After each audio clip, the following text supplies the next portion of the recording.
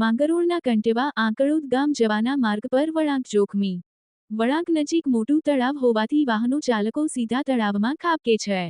માંગરોળ માર્ગ અને મકાન વિભાગ દ્વારા ચેતવણીના કોઈ બોર્ડ નહીં મૂકતા સ્થાનિકોમાં રોષ. અગાઉ મંદિર દર્શન કરવા જઈ રહેલું પરિવાર કાર સાથે તળાવમાં ખાબક્યું હતું. સ્થાનિકોએ તમામનું સુરક્ષિત રેસ્ક્યુ કરી બચાવ્યા હતા. જોકે આજે ફરી એક કાર ચાલક વળાંક પર રોડની સાઈડમાં ઉતરી જતા લોકોમાં રોષ. માર્ગ અને મકાન વિભાગ બેદરકારી દાખવી મોટા અકસ્માતની રાહ જોતા હોવાના સ્થાનિકોના આક્ષેપ. માર્ગ અને મકાન વિભાગ વળાંક પર સ્પીડ બ્રેકર, તળાવ ફરતે એંગલ, દિશા સૂચક બોર્ડ મૂકે. જો માર્ગ અને મકાન આંખા આડા કાન કરશે તો સ્થાનિકો કચેરીનો ઘેરાવ કરવાની ચીમકી. જગદીશ ભરવાડ, ન્યૂઝ 14 માંગરોળ.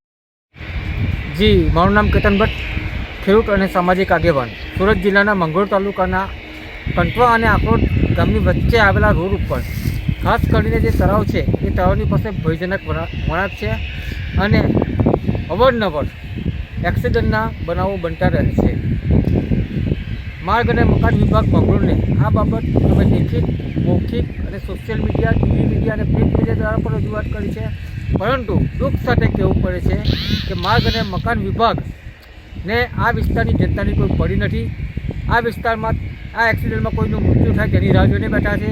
આજ રોજ પણ કંટવા અને આંકળોદની વચ્ચે આવેલા ભયજનક વળાંક પર સુરત જિલ્લાના એક કુટુંબ ફેમિલી છે જલેબી હનુમાન ખાતે હનુમાનજી મંદિરના દર્શન કરવા જઈ રહ્યું હતું. તેમની ગાડી વળાંકમાં કાબુ ન લઈ શકવાને કારણે સાઈડ પર ઉતરી ગઈ હતી અને એમાં સવાર 2 બાળકોને પણ વાગ્યું છે.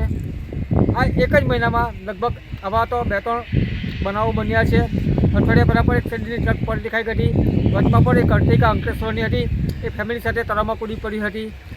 અમે આ બાબત દિશા સૂચક માર્ગના જે બોર્ડ છે તે બોર્ડની માંગણી કરી છે. જે તળાવની બહાર છે એ રોડની કટોકટ છે અને સીધું જેમાં ગાડી ઉતરી જાય છે તો એના માટે એક લોખંડની એંગલ જે પટ્ટી આવે છે, સંરક્ષણ પટ્ટી, તો તે પણ મૂકવાની વાત કરી હતી. સ્પીડ બ્રેકર મૂકવાની વાત કરી હતી.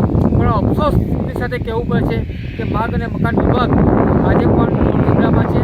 એમને આ વિસ્તારની જનતાની કંઈ મળી એવું લાગતું નથી. જો આ બાબતમાં હવે પછી જો કોઈ યોગ્ય પગલાં માર્ગ અને મકાન વિભાગ દ્વારા જો નહીં લેવામાં આવે તો એના માર્ગ અને મકાન વિભાગ મંગળોળ શાખાનો અમે તાત્કાલિક સ્થળ પર જઈને ઘેરાવો કરીશું. જય હિન્દ, જય ભારત.